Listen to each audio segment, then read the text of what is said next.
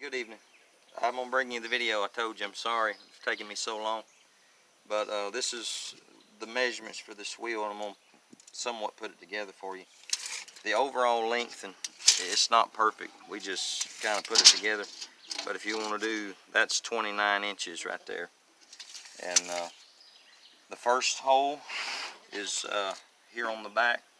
It'll be for a 6-inch bolt. It's a 3/8 inch diameter. A bolt 6 inches long. And that'll go through this back. Off of the end, we are 1.5 inches to the center of that hole. And that'll be probably just a little over 3/8 of an inch.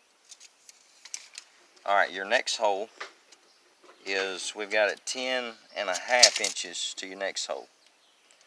The width of the board is 2 3/4, and it's just cut out of a treated 2x4. I'm sure you could use a hole 2x4 if you wanted to. So 10.5 to the center of that hole. This is the bolt that makes the axle for your wheel, and it is a 5/8 inch bolt. And just make sure this is your Harbor Freight wheel, 10-inch wheel.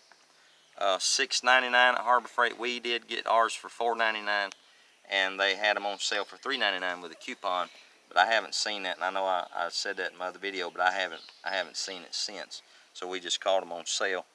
But just make sure that your bolt, it doesn't have too much play, in it, and apparently, it can't be too big. But I believe that's a 5/8 inch bolt. We've got 3 washers. They're 1 3/4 wide by 3/4 inch hole is what these washers are. We got 3 of those, and I'm going to show you how to put it together. We've got here on this side a washer and your bolt. Come through on the other side.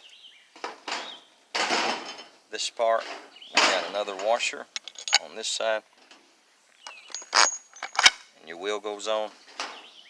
Another washer. Then we have a lock nut bolt. It just helps keep that on. And once you get it hand tight, you've got to use your wrenches. And I'm not going to go through all that. Your time's as important as mine is. But they're 5/16 inch wrenches. You just tighten those down until they're snug. And that lock nut kind of keeps you from having to just crank it all the way down. You can leave just a little bit of slack for your wheel to turn here. And then we'll go down here and I'll show you kind of how it mounts up. We've changed our chicken tractor up a little bit because we didn't use it for a chicken tractor. We ended up using it for a goat, and we don't really need to let it up and down. It can just stay up. But there's our wheel system. Back here on the back is your 6-inch, 3/8 inch diameter bolt.